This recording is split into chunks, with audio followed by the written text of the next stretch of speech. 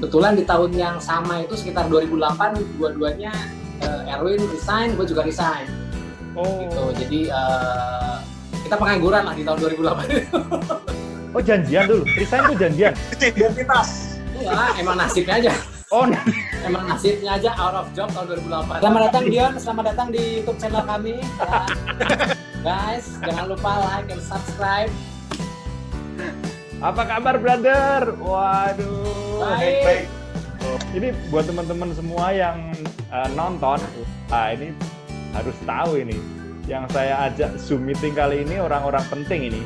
Bener nggak? Kalau nggak penting, nggak mungkin dia di rumah aja kan? Bener nggak? Kalau di rumah. Iya, penting nih ditungguin cuci piring. Iya benar, kalau nggak mungkin ini. Jangan lama-lama nih, jemuran gua belum kering nih. Jadi hari ini saya ngajak ngomong dua orang teman saya kuliah. Wes, ini tapi kalau ngomongin topik nanti gua agak malu-malu dikit nih, Bro. Karena gua udah melenceng jauh dari topik kuliah nih. Yang pertama, sebenarnya gua sama Aji juga pengennya melenceng. Oh, sebetulnya lu sama Aji juga pengennya melenceng ya?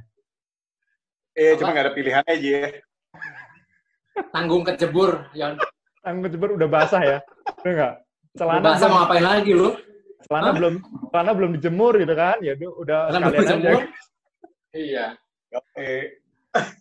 Nih, mereka berdua ini sohipan dari kuliah. Padahal dulu kayak apa? Ya bener, dari kuliah biasa aja, kan biasa aja. Iya, biasa aja. Jadi dulu aja. Gue nyarinya yang pinter. Temen gue yang ya? pinter-pinter dulu kuliah. Dulu yang gue nyari yang pinter juga. Temenan sama dia. Gue aja nyarinya yang pinter, jadi gak ketemu kita. Iya benar. Nyarinya yang jago mektek, jago itu. Nah, ada gunanya pas ujian. Bener. Jadi ini dua teman saya namanya Aji sama Erwin ini adalah duo arsitek top. Woi, sekarang karyanya luar biasa ya. Lu jangan promo sekarang, nanti aja ada jamnya. Ya.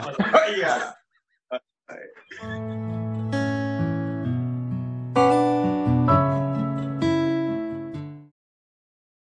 Nggak, kita pengen ngobrol nih. Selama kita ini, aku sih udah 36 hari nih di rumah doang nih. Jadi nggak kemana-mana sama sekali. Nah, kita pengen tahu ngobrol-ngobrol di dunia arsitek, perarsitekturan terutama, kisahnya perjalanan Aji sama Erwin ini gimana, kok dulu kok bisa-bisanya mau-maunya gitu kan. Joinan gitu, dari awal gitu kan. Terus sampai sekarang bangun biro arsitek top gitu kan. Wah, kliennya kalau dilihat dari Instagramnya mah maut-maut ya gitu. Siapa dulu yang mau cerita nih? Aji itu dulu kan ketua angkatan ceritanya. Mulainya dari kapan ya? Dari tahun 2008. Jadi 2008. Jadi sebelumnya gue sama Erwin kan kerja di tempat lain.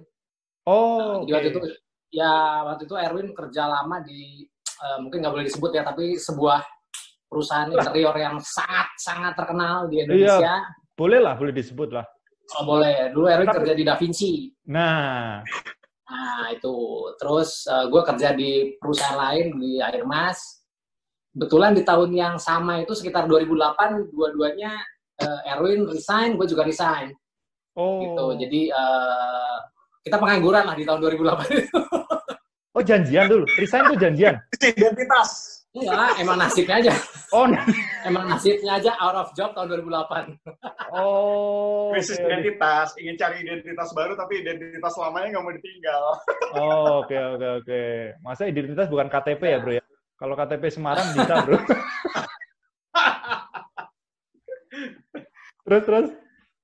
Ya udah, terus Erwin kerja sendiri, gue kerja sendiri. Jadi masing-masing lah. Nah, jadi kita sebenarnya udah gue sama Erwin nggak kontak juga udah lama ya. Sejak lulus udah kita nggak kontak lagi. Udah sibuk dengan kerjaan masing-masing. Dengan wanita. Jadi tahun 2008 itu kita setelah kita keluar, kita kerja sendiri, luntang-lantung. Waktu itu kebetulan gue ketemu Erwin di ATM. Gitu. Padahal dua-duanya nggak punya duit, tapi gaya aja di ATM ngantri, katanya kaya. Kita ngapain di sini gitu kan? Ternyata dia tetangga gue, Bro. Jadi kita terpisah berapa tower, kita di apartemen waktu itu. Di apartemen di Taman Rasuna. Ternyata dia tetangga gue. dia lagi ambil uang yang kayaknya juga nggak ada uangnya sih di ATM gitu kan. Gue juga mengambil uang yang nggak ada. Nah, habis itu ketemu, ngobrol, ternyata Erwin waktu itu udah mulai sendiri.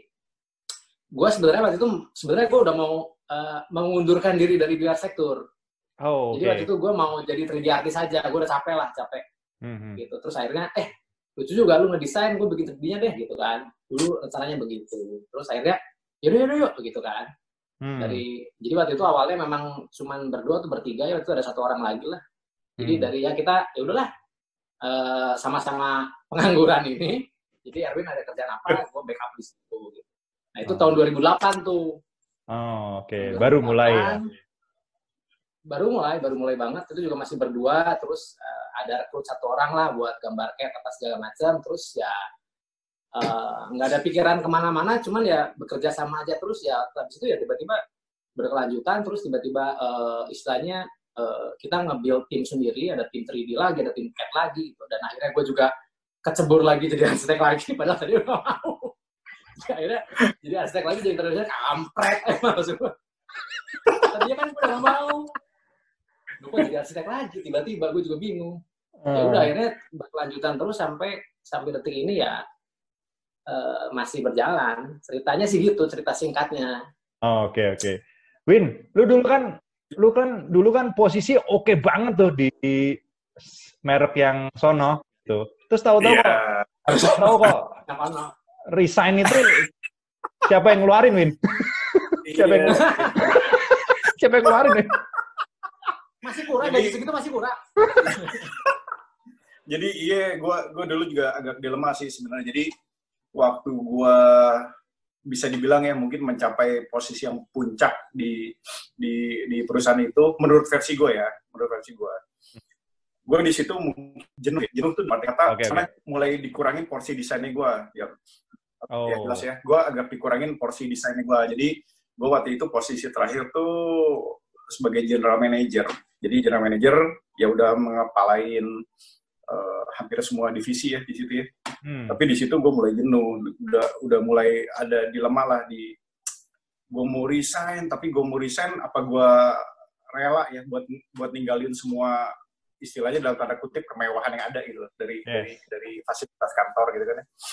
Ya gue diskusi sama bini gue ya pasti support lah ya. Jadi orang yang gue ajak diskusi itu cuma bini gue sama nyokap gue.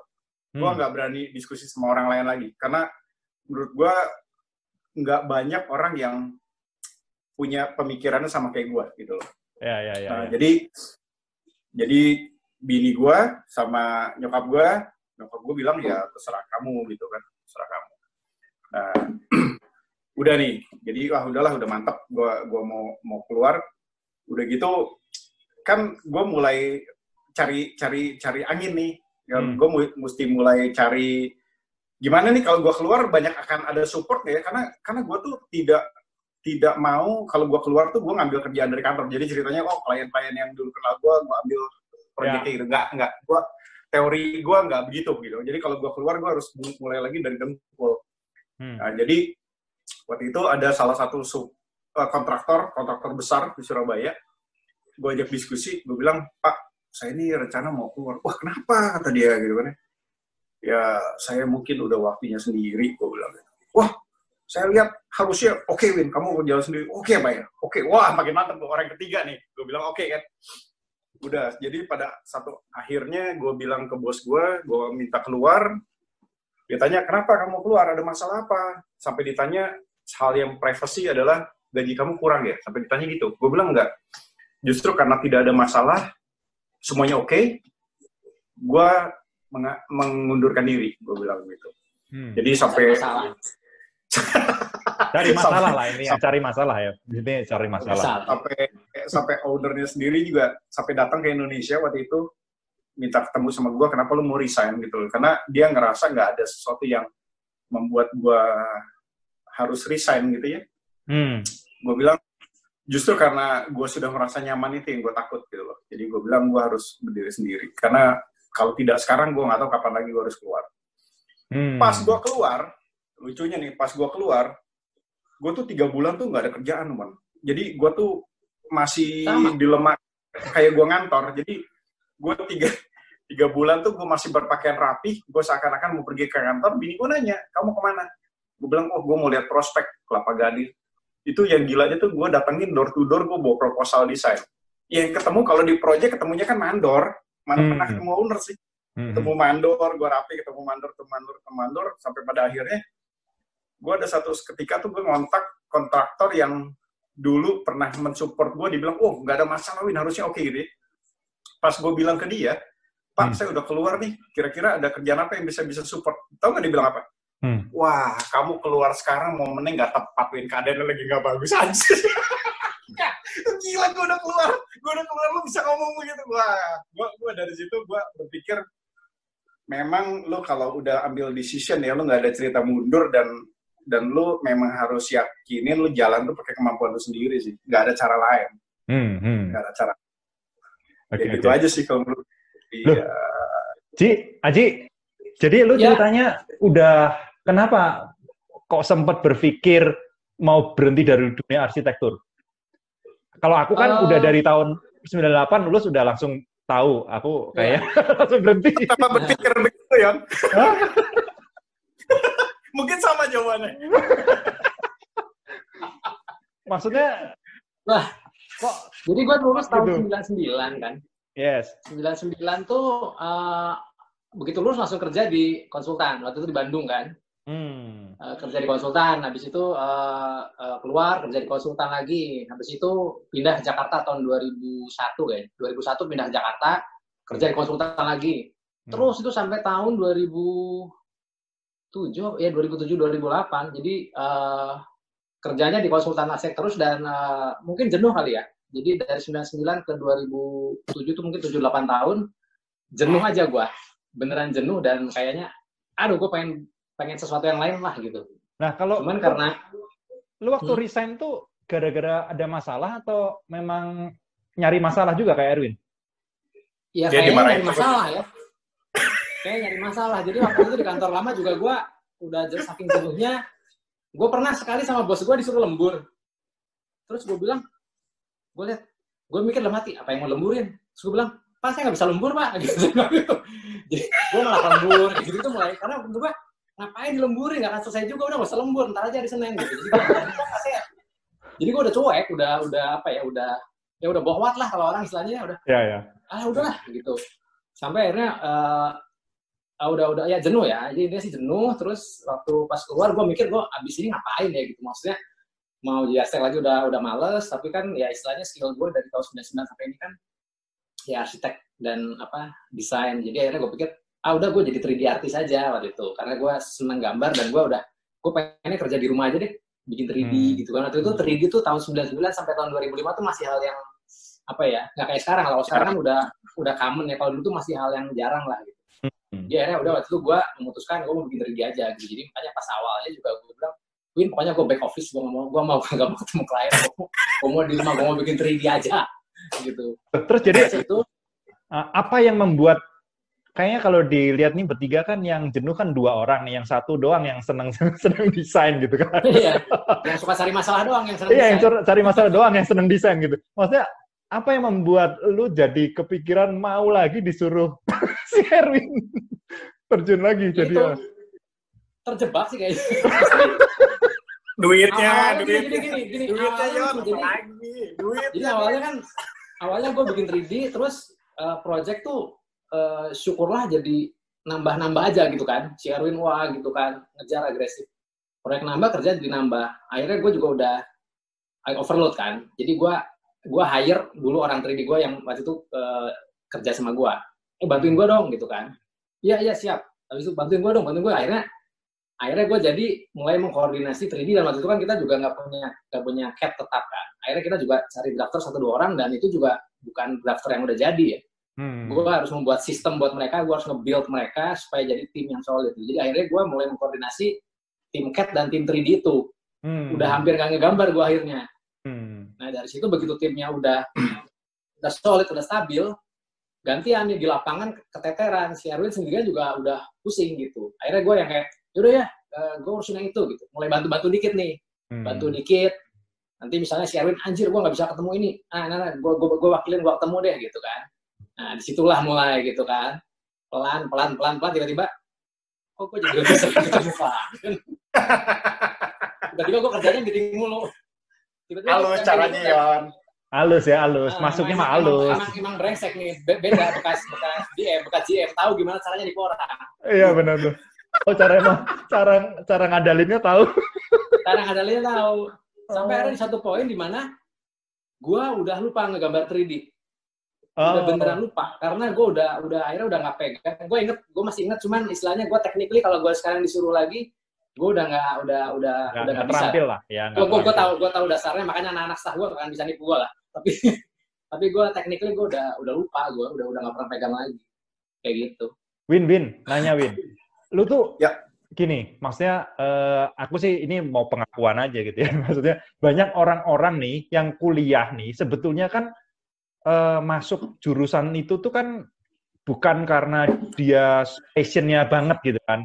Tapi kalau aku lihat di sini kan, lu sampai sekarang maksudnya masih memang mengejar dunia desainnya itu sendiri, bukan ke manajemennya. Itu berarti kan lu waktu dari awal banget tuh memang suka banget sama desain itu sejak kapan, Win? Gue sih terus terang kalau dibilang cikal bakalnya gue suka arsitek atau enggak ya, gue kuliah juga nggak berprestasi sih, Wan. Kalau gue bilang malah kalau itu gue tahu. Ya gue juga tahu. Oh ya, lo tahu semua gitu ya? Tahu gue itu. Bilang kita lulus juga, gue lulusnya juga diatur-atur kan biar memenuhi syarat aja ya, sekedar gue tahu itu. Nilai-nilai lo emang nggak bagus kok, gue tahu. Tahu lah, Win, kualitas lu. Kayak begitu kan. Iya, jadi kalau dibilang apa ya, dunia arsitektur tuh mungkin oke, gini, jadi kalau gue bilang gini, lu akan menjadi tertarik terhadap bidang itu begitu ada pengakuan atau penghargaan dari orang lain. Kalau menurut gue mungkin begitu. Jadi, ya kan, selama hasil karya lu, orang bisa bangga terhadap hasil karya yang lu bikin, dia bisa mempromosikan ke orang lain, menurut gue, wah berarti lu bisa membuat sesuatu yang istilahnya gini lah, itu muncul dari otak lu, tapi yang keluar biaya bukan lu, gitu ya.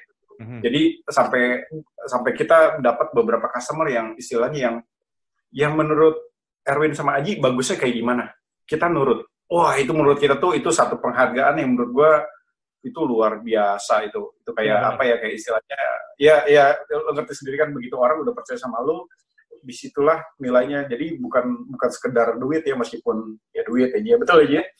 Oh ya, betul. Tapi di satu sisi penghargaan itu menurut gue sangat penting karena itu, jadi kita tuh selama ini kan tidak pernah dan tidak berani untuk mempromosikan diri, tapi yang namanya ilmu marketing itu word of mouth itu kan sangat powerful ya, Jon ya. Betul.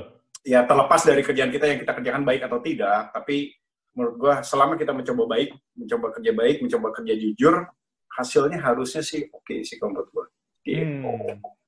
Jadi gitu, bro. Project yang paling gede banget yang lu bangga banget apa, Win? Bikin apa, Win? Sama yang berdua sama Aji nih maksudnya. Kalau dibilang proyek gede, jadi gini, nggak selalu proyek gede itu bikin bangga sih kalau menurut gue. Kalau menurut gue nggak kesana. Jadi lebih kepada uniknya nih proyek. Ada kita proyek kecil gitu ya, bukan bilang kecil lah, dibilang nanti kliennya denger ngomel kecil. Nggak kecil. Jadi sebenarnya di compare sama yang lain, mungkin volumenya nggak terlalu besar. Tapi jadinya cantik banget. Dan si customer tuh kayak ngerasa tuh, gila, gue puas banget. Kayaknya di komplek sini tuh proyek kita paling bagus, ya, meskipun secara dimensi nggak terlalu gede. Wah, itu tuh kita oke. Jadi, buat gue semua proyek gue sih berkesan ya. Kalau menurut gue sih, tahu udah Aji. Kalau Aji? Iya sih, benar. Jadi, proyek tuh pada akhirnya memang bukan besar kecilnya ya. Apalagi kalau kita kan udah berpraktek ini otomatis kan dari tahun 2000 ya, mungkin udah 20 tahun lebih kan. Kalau dulu waktu baru lulus kan kayak wah proyek besar, proyek apa gitu kan. Pada akhirnya sih begitu udah lama akhirnya kita proyek itu bukan besar kecilnya tapi passion di proyeknya sih. Jadi maksudnya kita tuh memang kita kan arsitek, kita desainer, tapi waktu kita ngejalanin ini kita juga perlu passion dari si kliennya. Jadi ini sebenarnya proses it takes two to tango lah. Jadi nggak bisa yang punya passion cuma arsitek atau desainer aja, tapi kita perlu kliennya juga punya passion yang lebih, dan akhirnya kan kita kerjasama gitu. Karena at the end of the day yang tinggal di project itu kan kliennya kan sebenarnya. Ya, betul. Bukan kita. Mereka mempercayakan kita senang, tapi mereka juga, kita perlu feedback mereka supaya benar-benar kita saling melengkapi gitu. Jadi ini kan kerja sama banyak pihak lah, arsitek, desainer, oke kita yang memulainya, klien, kontraktor, semuanya kita perlu semua orang di level passion yang sama. Sebenarnya itu proyek mau kecil mau besar pasti memuaskan lah. Jadi intinya semata-mata tuh hasil itu tuh yang memberikan kita kepuasan batin itu sebetulnya nggak melulu soal duit doang ya, tapi kepuasan orang menghargai hasil karya kita itu juga luar biasa ya, impact-nya ya. Betul. Betul. Oke. Betul sekali. Win, pengen tanya Win, lu kalau dari posisi tinggi di kantor, terus tahu-tahu mulai dari nol, waktu pertama kali berapa lama sejak lu resign, lu dapat order pertama kali? 6 bulan setelah gue resign kayaknya ya, kalau gue nggak salah. Jadi gue tuh inget banget ya, sampai pada satu momen gue keluar tuh gue masih ada cicilan segala macam itulah. Jadi gue resign pun bukan dengan perhitungan yang sudah pasti gitu ya. Oh gue punya tabungan sekian, enggak. Gue masih ada cicilan. Gue inget tuh waktu itu duit cash gue itu kalau nggak salah cuma 50 juta tuh. Duit cash gue. Jadi gue tuh sampai bilang ke istri gue gini. Istri gue tiap hari kerja. Jadi gue sampai bilang, San, ini in case nih, sampai 1 tahun aku nggak dapat kerjaan, bisa nggak kita bertahan? Gue sampai bilang gitu loh ya. Gila nggak? Maksudnya, sampai apa ya, gue ngerasa agak sedikit udah Tiut lah nyali. Iya benar. Udah rasa minder. Jadi, bini gue bilang nggak ada masalah, tadi ya, nggak ada masalah. Ya gue nggak tahu ada masalah. Gak ada masalah, cobain aja setahun lagi.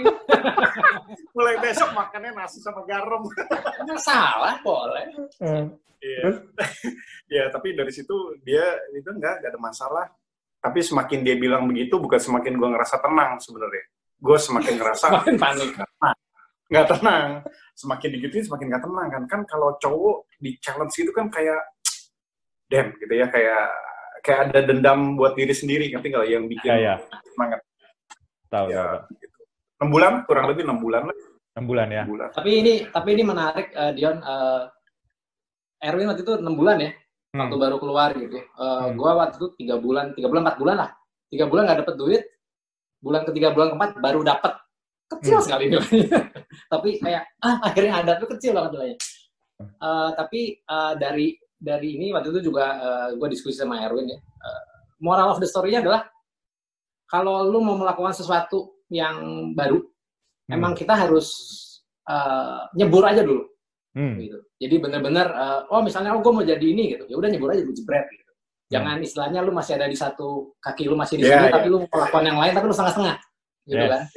Memang mungkin lu aman, comfort, tapi lu tidak akan kemana-mana gitu. Jadi lebih baik nyebur aja dulu. Resikonya kan cuma 2, berhasil atau gagal, tapi ya udah gitu. Jadi dan kalau pas kayak misalnya Erwin ya udah nyebur 6 bulan nggak bekerja, cuman karena dia harus dapat, jadi dia akan berusaha lebih keras. Yes, betul. Iya kan gitu. Jadi ya udah nanggung, mau basah sekalian gitu aja. Betul. Otaknya muter ya. Nah, betul. Aku ingat tuh waktu dulu aku resign tuh juga gitu tuh. Aku resign 2000. Wah, boleh juga lu cerita kalau itu. Bagaimana? Gimana menurut dia? Nggak jadi deh.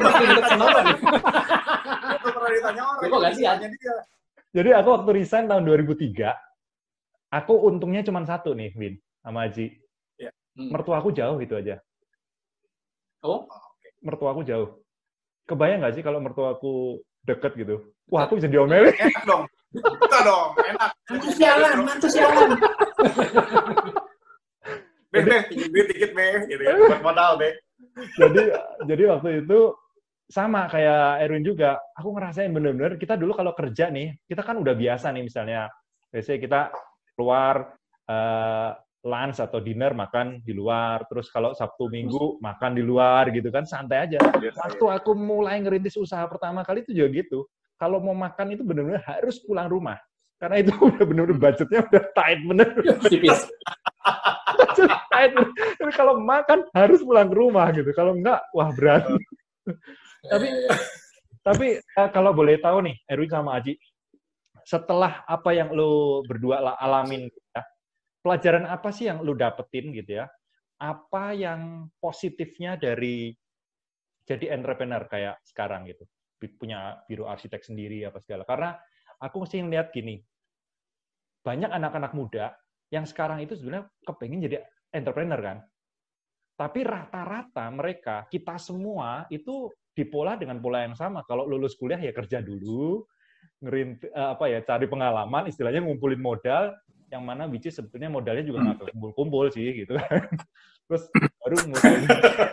baru mulai bisnis gitu. Tapi dari pengalaman lu sekarang udah jadi entrepreneur gini, apa pelajaran yang paling lu dapetin yang bisa di-share ke teman-teman yang nonton? Ketua angkatan dulu kali, silakan. Ya, ketua angkatan dulu lah. Urut tua aja, Win. Angkatan dulu. Angkatan dulu ya. Angkatan. Itu aja tuh. Superstar basket angkatan 94. Dion. Ini yang tanggung jawab pas 94 kalah basketnya Dion ini.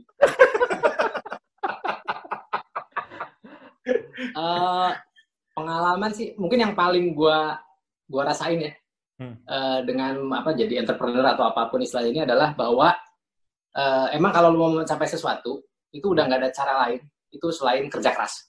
Yes. Yang pertama udah kerja keras lah, itu udah nggak ada ininya lah, nggak ada bukunya, nggak ada teorinya, udah pasti lu harus kerja keras. Yang nomor 2 itu ini yang paling istilahnya paling menurut gue paling penting, dan gue ini banyak belajar dari klien-klien Erwin sama gue gitu. Bahwa lu kalau mau dapetin sesuatu, apalagi jadi entrepreneur, lu harus mau mulai dari istilahnya gue mulai dari selokan. Mulai dari level yang bawah banget gitu loh. Gitu. Kalau misalnya lu di perusahaan kayak Erwin misalnya di perusahaan yang lamanya general manager, begitu jadi entrepreneur sebenarnya itu mulainya dari selokan lagi sih. Bener-bener dari bawah banget. Udah bener-bener udah nggak ada harganya istilahnya gitu kan. Nggak ada backup di belakang. Kalau dulu kalau dulu kerja di kantor, apalagi kantor besar kan kayak wah gue kerja di sini, gue ada backup nih. Ya, tahu. Cuman begitu udah entrepreneur, bener-bener istilahnya lu harus mau mulai dari bawah banget. Dan itu yang gue pelajari juga dari klien Erwin dan gue yang istilahnya yang udah sukses, dia bisnisnya bagus jadi klien kita, dan kita dengerin ceritanya tuh bener-bener wah gila ya, ini semua klien kita yang sukses tuh mulainya bener-bener dari selokan, dari bawah, nggak ada yang mulainya dari itu, nggak ada gitu. Dan akhirnya mungkin pelajaran paling berharga tuh itu sih, sehingga kita akhirnya udah bisa menilai dan menghargai orang tuh bukan dari surface-nya, bukan dari luarnya, tapi kita lihat dari gimana cara dia kerja keras sampai ada di level sekarang sih. Jadi jangan dilihat yang udah didapatnya sekarang, tapi ini orang buat dapet gini dulunya ngapain ya gitu, karena kisahnya edan. Benar. Yang menurut gue itu pelajaran paling berharga sih buat gue. Oke, kalau Erwin? Kalau Lu sambil mandi? Gua stand-nya diambil anak gua men. Resiko kerja di rumah. Gantian gadget. Ya kalau pengalaman buat gua mungkin gini. Gua kan dulu sama Aji mungkin cuma berdua, terus sekarang nambah 2-3 orang, nambah 4 orang, 5 orang. Yang gua rasain itu sekarang tuh di level lu udah nggak bisa mikirin diri sendiri, men. Di belakang kita tuh ada tim, ada karyawan, ada staff lah yang harus kita pikirin. Mereka punya keluarga. Itu yang menurut gue paling berat pikiran itu sekarang. Apalagi sekarang kondisi lagi kayak gini ya. Gimana lu struggle, jadi gimana lu punya, dalam tanda kutip tuh, napas yang panjang. Ya. Dengan apa yang lu punya, lu harus napas panjang. Dimana orang masih ngos-ngosan, lu masih bisa memberikan kewajiban lu luar biasa kalau menurut gue. Jadi manajemen ya kalau gue bilang ya, manajemen keuangan, manajemen waktu, manajemen pekerjaan itu menurut gue wah sekarang tuh luar biasa lah, harus diatur dan dapat pengalaman paling bagusnya di situ sih menurut gue. Jadi kita hidupnya udah nggak mikirin diri sendiri lagi lah, kita harus mikirin orang lain ya. Nggak bisa kalau dengan kondisi yang kayak sekarang gue bilang nggak bisa. Sama sekali nggak bisa. Ibaratnya kalaupun kita lagi susah pun, tetap di depan anak buah, kita tetap tenang aja, Belanda masih jauh gitu ya. Iya. Kalau pusing. Tenang tapi masa berkaca-kaca. Tenang. Sama sih, marah-marah juga sih kalau misalnya lagi pusing mah. Marah-marah karena nggak tenang, karena panik, jadi marah-marah. Karena panik. Yoi. Nah, ini ada satu pertanyaan nih. banyak orang yang kalau joinan itu belum tentu bisa awet kan, bisa langgeng gitu. Maksudnya banyak orang yang pas kecil mulai joinan, oke, masih kecil mah masih ya sama-sama ini, tapi begitu mulai gede nih, mulai nih ego timbul nih kan gara-gara gue gitu. Nah ini rumitnya Aji sama Erwin bisa akurnya apa nih? Minum jamu apa ini? Jamu apa nih? Sebenarnya kita pakai pelet. Siapa yang melet siapa? Siapa nih? Tuh, cerita. Lu dulu, Ji. Cerita. Jadi, nggak dari sisi gue ya. Jadi, waktu pertama kali gue memutuskan sama Erwin, kita join nih. Gitu loh. Gue nggak tahu di kepala Erwin, cuma di kepala gue tuh udah, istilahnya, ini agak bahaya, agak riskan soalnya. Karena arsitek ketemu arsitek. Yes. Desainer ketemu desainer. Gitu kan. Jadi di kepala gue tuh dari awal, ini kita harus udah bikin aturan main nih. Gitu loh. Karena kita bicara masalah desain, kita bukan bicara masalah salah atau betul. Kita nggak ada masalah benar atau salah di desain. Ya, gitu. Ya betul. Bukan matematika gitu. Jadi dari awal waktu itu gue ingat gue udah bilang Erwin, di sini ya dua-duanya arsitek oke, tapi last say decision tuh harus di satu orang dalam masalah desain ya gitu. Jadi kayak misalnya, jadi kalau diartikan tuh gini, misalnya kita ada perdebatan masalah kolom deh ya, katakanlah kolom mau kotak atau mau bundar gitu. Gue mungkin bilang bundar, Erwin bilang kotak, nggak ada yang salah sebenarnya, mau kotak bisa mau bundar bisa. Nah tapi harus ada last say-nya siapa nih yang nentuin. Nah itu bilang harus si Erwin yang nentuin gitu. Kalau gue bilang menurut gue bagusnya bundar, lu bilang apa kotak, ya udah jadinya kotak, kita kerjain kotak semua gitu. Itu menurut gue itu kuncinya gitu. Jadi kita harus tahu istilahnya, kalau istilah gue, kita harus tahu kita berhentinya di mana, kita harus tahu posisi kita di mana gitu. Siapa yang konsep terakhirnya ada di siapa, yang ngedevelopnya siapa gitu. Cuman harus keputusan ada di satu orang. Tapi buat bisa melakukan itu, Ci, maksudnya lu juga kan benar-benar sebagai desainer, katakanlah arsitek kan juga nurunin ego banget kan. Ya udah pokoknya ya harus. Nah ya kan. Nah itu kuncinya apa kok bisa sampai kayak gitu? Karena banyak orang kan belum tentu bisa tuh kayak gitu. Kalau gue sih prinsipnya gini, kita harus tahu tujuan akhirnya apa sih. Jadi tujuan akhir dari proyek A ini misalnya bangunan kolonial yang istilahnya yang modern lah atau apalah istilahnya. Yes. Tujuan akhirnya kan itu kan. Tujuan akhirnya itu. Jadi tujuan akhir itu bisa dicapai dengan kolom kotak ataupun kolom bundar dalam kasus yang tadi ya. Jadi itu sebenarnya nggak ada masalah gitu loh. Yang penting tujuan akhirnya kita berdua tuh itu. Jadi jangan meributkan hal yang istilahnya tidak esensial. Yes. Kecuali kalau ada hal yang sifatnya berhubungan dengan struktur, berhubungan dengan sirkulasi atau misalnya apa yang begitu ada hal yang menurut gue ini udah pasti nggak benar secara logik atau nalar, baru gue berdebat. Karena itu istilahnya prinsip ya. Tapi begitu udah menyentuh hal yang nggak prinsip, kayak cat dinding harusnya coklat muda. Nah, coklat mudanya Erwin sama coklat muda gue tuh udah pasti beda gitu. Lu tahu kan kalau kita buka kayak cat itu kan coklat muda banyak banget kan. Benar. Yang muda menurut gue tuh yang ini, yang menurut Erwin yang ini. Nah itu kalau kita debat sampai kiamat juga kelar-kelar. Iya, si Erwin. Jadi sukanya yang mana nih yang ini? Selesai. Nah, si Erwin sukanya daun yang lebih mudaan dikit gitu ya. Ya. Menurut gue itu masih tua menurut gue kan. Menurut saya ini udah paling muda sih. Itu debat itu mah. Lalu mau sampai kiamat itu nggak akan selesai kalau kita debat. Iya. Nggak esensial gitu. Oke. Gitu. Jadi menurut gua kalau tidak esensial sih gue bilang bukan masalah nurunin ego, tapi masalah kita mau menyelesaikan misi kita di situ tuh apa. Gitu. Oke. Tadi si Aji udah sharing. Kalau sekarang dari Erwin, apa yang membuat tetap akur gitu? Buat gue justru gini, kalau orang kan ada yang nanya, Win lu sama Aji kayak kakak adik ya, kayaknya cocoknya gitu. Justru menurut gue kalau orang yang banyak cocoknya malah gak seru. Justru harus ada perbedaannya. Nah contohnya gini lah, si Aji ini EQ-nya nih bagus kalau menurut gue. Wah edan lah EQ-nya, dia cara dia mengkontrol emosi itu nggak tahu ya, kalau di belakang pintu jebol semua gue nggak tahu juga. Tapi di belakang pintu. Tapi dia EQ-nya dia edan. Jadi kadang-kadang kalau gue kan moody nih orangnya, gampang naik turun lah gitu ya. Mungkin ya gampang naik turun. Tapi kadang-kadang gue bilang sih, Haji gila gue stres banget gini-gini sampai gak bisa tidur.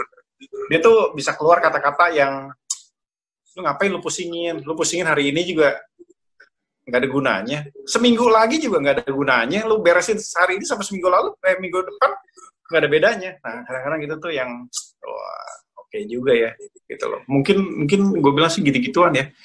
Selain mungkin dari awal kan mungkin ada orang nanya gini juga, kok nama konsultan lu Hawinata & Associate. Nah, ini juga pernah diobrolin nih gue sama Aji nih. Ji, kita mau pakai nama apa nih? Gue bilang, pakai nama apa ya? Gue ingat si Aji bilang, pakai nama lu aja lah. Lu kan udah lumayan ada customer yang tahu, dia bilang gitu.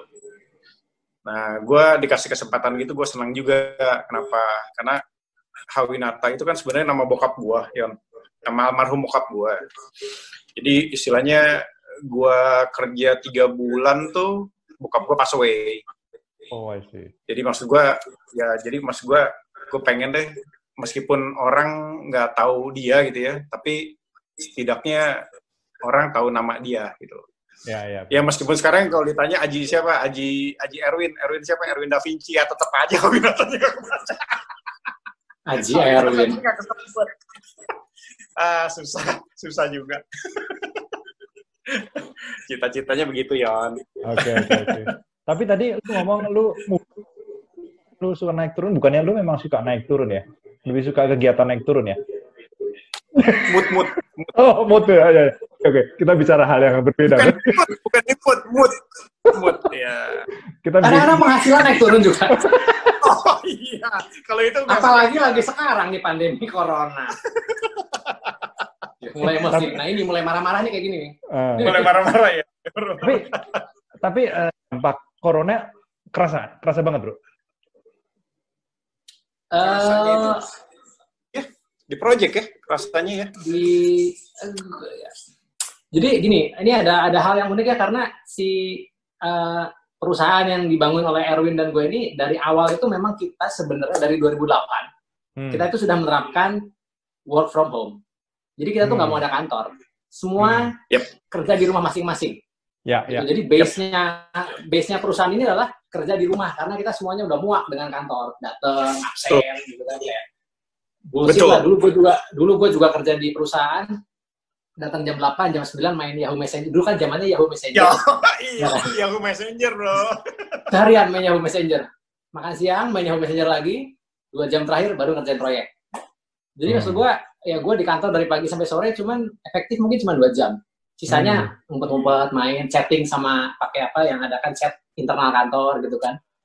Dan menurut gue itu, gue tidak mau mengulangi itu di kantor ini gitu. Jadi istilahnya, gue mau yang kerja ya kerja, mau dimanapun kerjanya, yang penting sistemnya jelas, targetnya jelas, ya semua kerja jam berapapun, kapanpun, dimanapun harus bisa.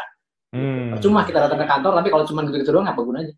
Nah, jadi prinsip itu udah kita terapkan dari dulu, kerja di rumah gitu. Meskipun sekarang kita akhirnya ada studio di Ashram Rasuna yang buat kita tim Jakarta ngumpul. Tapi kan kita ada tim di luar lain kan, ada di Semarang juga kita ada 1 orang. Dan sekarang semuanya kerja dari rumah dan ya mungkin kita sebenarnya udah agak terbiasa sih dengan work from home ini. Jadi ini technically ini sebenarnya bukan sesuatu yang challenging buat kita. Tapi memang si pandemi corona ini kan mempengaruhi bisnis klien kita udah pasti ya.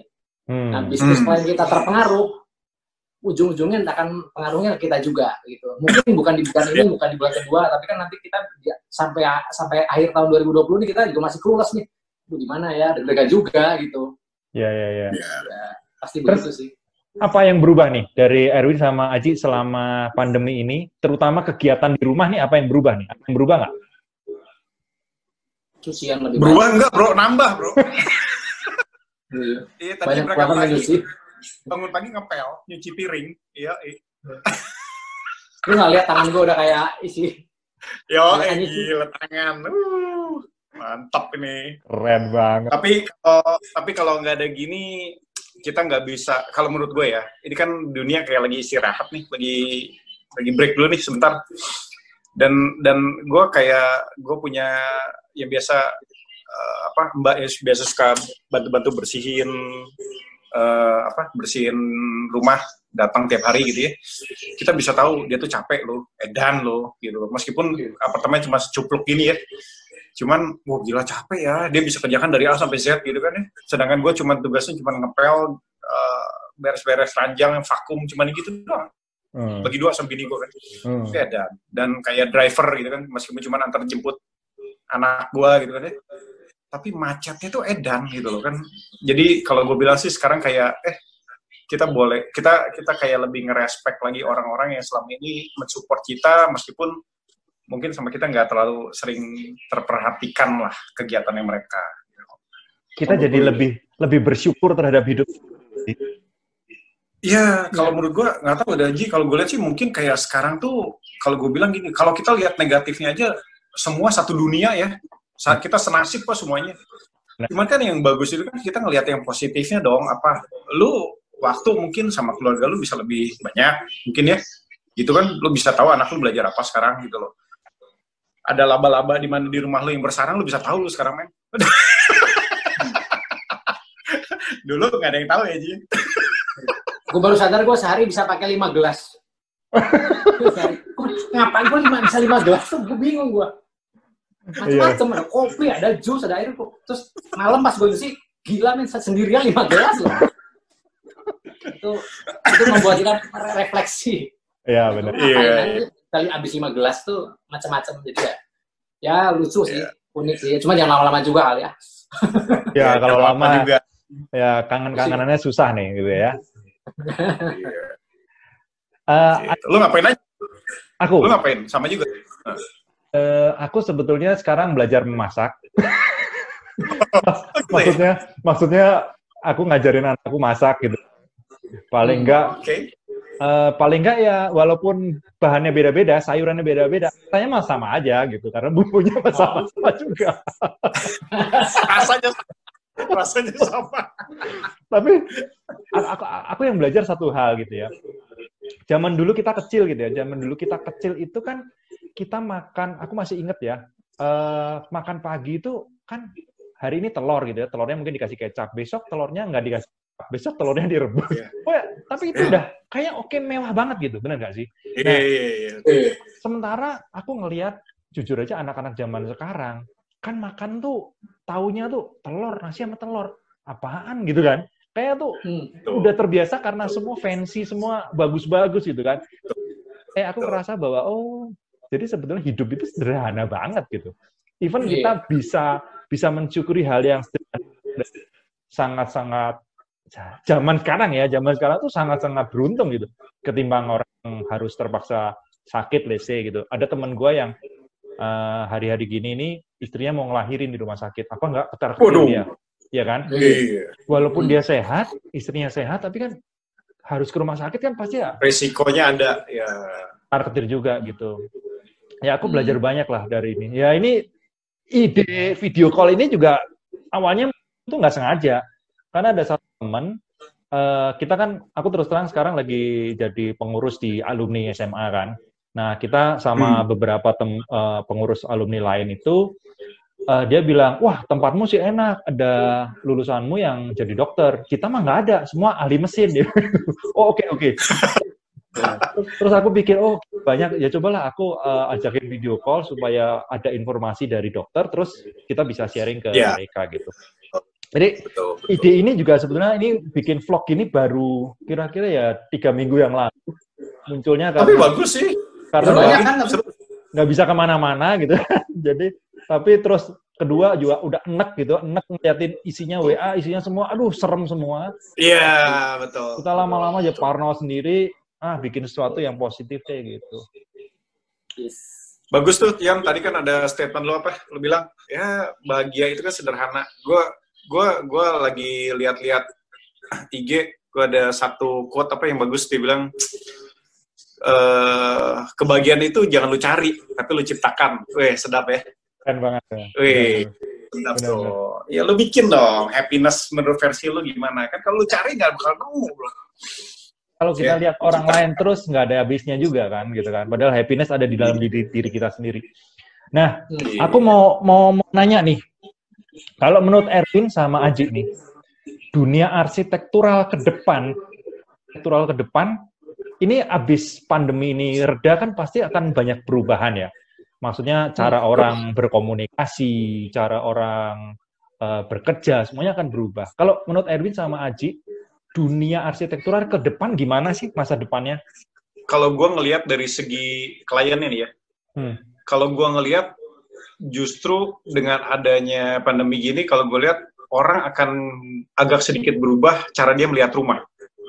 Rumah tinggal itu bukan sekedar buat dia tinggal, tapi dia buat dia entertain dia juga. Jadi kalau gue melihat nih, nantinya akan kecenderungan orang membuat rumah atau interior itu yang membuat dia lebih nyaman dengan fasilitas-fasilitas yang ada. Contohnya gini, sekarang kan gue ngalamin nih, kalau gue mau vakum dari satu ruangan ke ruangan lain, wah setengah mati lah itu, wah gila ya.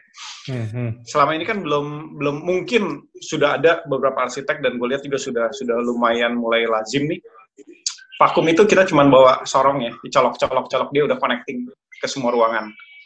Jadi gue lihat teknologi dan kemudahan itu akan menjadi pertimbangan untuk desain rumah berikutnya nih. Ada ruang entertain lah, swimming pool itu udah biasa lah ya.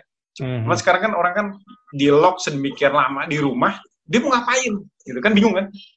Nah, kalau gue bilang beda mungkin rumah yang punya ada fasilitas basket, ada fasilitas home theater, ya gitu ya. Ya.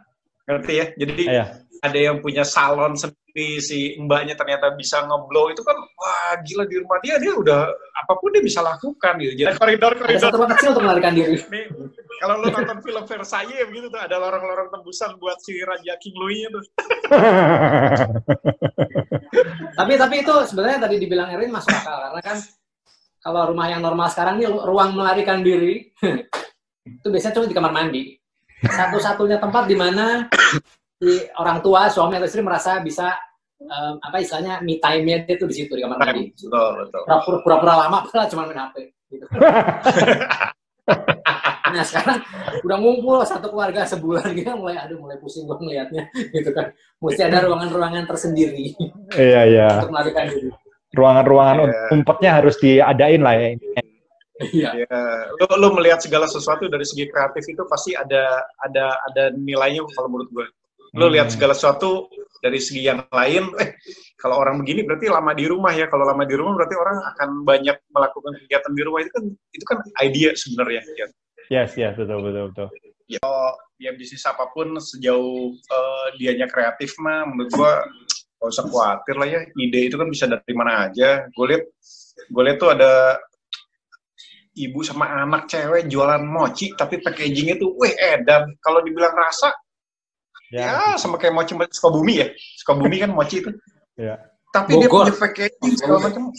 Sukabumi. Iya. Jadi kalau gue bilang kayak apa, dunia arsitektur, apalagi dunia arsitektur kan dunia kreatif ya. Nah, tinggal kadang-kadang tuh kayak Aji bilang, dunia arsitektur tuh kadang dunia kreatif tuh tidak berbanding lurus dengan ilmu marketingnya, Yon. Jadi kadang ide yang baik tapi tidak bisa disampaikan dengan baik atau tidak tersampaikan dengan baik, itu akan cuma jadi ide yang baik untuk si pemikirnya. Ya, itu tuh kadang-kadang di kampus-kampus kita juga perlu diomongin kali ya. Marketing tuh penting sebenarnya. Packaging tuh penting, marketing tuh penting gitu. Nah, ini waktu aku ngobrol sama Busak, dia juga bilang gitu. Karena dia bilang kalau di sana di New York, orang-orang itu presentasinya tuh jago banget gitu. Jadi nyampeinnya tuh jago banget. Di kita betul. Ilmu karena dari kecil kan udah biasa gitu, Yon. Benar. Ya. Iya.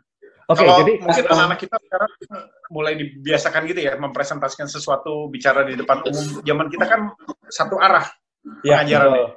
Zaman dulu kan lu di kelas banyak nanya kan, langsung jadi sasaran. Oh, dia lu diem aja. Kalau bisa kelihatan guru. Jadi kalau Erwin sama Aji nih, mungkin terakhir lah, pertanyaan terakhir. Apa nih tips atau saran buat generasi muda sama generasi yang seumuran kita? Karena aku beberapa kali tanya, kalau generasi muda sebenarnya kita nggak usah khawatir karena sebenarnya mereka cenderung lebih cepat berubah gitu ya. Maksudnya ya orangnya tuh cepat beradaptasi. Kalau generasi kita ini kan kadang-kadang yang antara mau berubah tapi lama gitu. Iya. Ada saran atau tips nggak? Buat generasi kita terutama kali ya. Ya. Apalagi kita kan usianya udah 40-an. Gitu. Jadi kita itu sebenarnya masih belum terlalu tua, tapi juga udah nggak muda. Tapi udah berubah. Tapi udah berubah. Ya. Nah kuncinya kalau menurut gue sih, which is itu juga sebenarnya tetap gue juga ngerasa gue sendiri masih sulit melakukan. Kita tuh harus mau menerima sesuatu yang baru. Karena biasanya nih kita udah mulai cenderung nggak mau nih, kita ngerasa apa yang kita dapetin dulu itu adalah yang terbaik. Padahal sebenarnya nggak juga. Gitu. Yang baru-baru ini justru kadang-kadang lebih baik dari yang kita dulu dapetin, dan justru bisa membantu apa yang lagi kita kejar sebenarnya. Gitu. Cuma memang kadang-kadang untuk menerima sesuatu yang baru, untuk beradaptasi itu kita memang agak susah gitu umur-umur sekarang tuh, karena kita ngerasanya kita ini udah jago nih, pengalamanku 20 tahun gitu, mau ngasih tahu apa lagi gitu. Betul. Ya kan, kadang-kadang justru kita kadang-kadang kalau ketemu arsitek atau desainer interior yang muda, gue sama Erwin tuh seneng banget ketemu yang muda-muda gitu, karena mereka tuh suka memberikan sesuatu, respect. Mereka suka memberikan sesuatu yang menurut kita nggak masuk akal, tapi kok efektif gitu loh. Apa sih? Tapi kok efisien ya? Kok mereka bisa di level itu? Gitu. Kita coba mempelajari meskipun agak-agak tergagap-gagap, tapi setidaknya yang penting kita mau membuka diri dulu sama sesuatu yang baru dari anak muda. Oke. Kalau dari Erwin? Gue sih ada pengalaman gini di project ya. Jadi waktu itu kebetulan kita konseptornya, kita arsitek konseptor. Udah gitu mungkin ada salah satu subkon yang diwakili oleh anak muda gitu ya. Kebetulan si supervisornya ini senior. Kusak-kusuk si supervisor senior ini ngobrol ke kita, wah anak muda begini mah parah Pak, belum bisa apa-apa. Nah, justru saya sama Aji bilang, anak muda ini kayak kita dulu Pak, belum bisa apa-apa. Tapi kalau kita harus support, kalau kita nggak support dia nggak akan jadi apa-apa. Gitu. Ngerti ya? Jadi kadang-kadang seperti bilang, yang tua tuh kadang-kadang snob juga gitu loh. Otaknya ini kayak, gue udah paling dewa gitu loh. Nggak bisa juga kayak gitu. Nah yang kecil juga, yang mudanya kadang-kadang juga nggak humble. Tuh, resek tuh si bapak itu juga gitu. Jadi gue tetap sama Aji di proyek tuh selalu mencoba kita menjadi orang yang, kalau bisa kita menjadi orang yang paling humble di proyek itu gitu loh. Baik ke kontraktor, baik ke pekerja, tukang kuli ya kita bilang, maupun ke owner gitu. Jadi kadang-kadang kan di proyek itu suka terjadi perselisihan tuh, ya kan, perselisihan apapun lah bentuknya gitu. Jadi kita tuh harus selalu, si konseptor ini harus selalu menjadi penengah gitu loh. Kalau bisa itu ya gitu. Ya keep humble lah kalau menurut gue. Apa sih yang dicari gitu, nama besar. Ya nama besar kan yang bisa bawa orang lain ya, bukan kita sendiri kan, orang lain yang bikin nama kita besar, bukan kita sendiri kan. Iya. Ibaratnya kita harus menguasai namanya people skill ya. Jadi kita harus menghargai orang lain seperti kita pun mau dihargai gitu ya. Iya. Betul. Wah, luar biasa nih. Ini anak-anak muda ini harus nonton nih, apalagi yang tua-tua. Yang tua nggak mau. Yang tua nggak mau nonton. Yang tua nggak, yang muda. Iya. Anak muda so tahu gitu. Benar. Seru. Intinya kita tuh harus mau belajar sama siapapun gitu ya. Karena kita nggak pernah tahu seseorang itu mungkin bisa jadi merubah nasib kita ke depan gitu. Iya, meskipun tidak nasib, setidaknya pola pikir lu bisa berubah, men. Betul. Iya deh. Oke, thank you banget nih Erwin sama Aji. Waduh, luar biasa ini duo maut nih. Duo maut di dunia arsitektural. Duo serigala. Duo maut di dunia arsitektural nih. Dua kenari ya. Dua kenari. Thank you so much. Thank you banget. Der, tetap sehat terus ya Yon. Salam buat keluarga ya. Siap. Oke, bye. Thank you. Ya. Bye.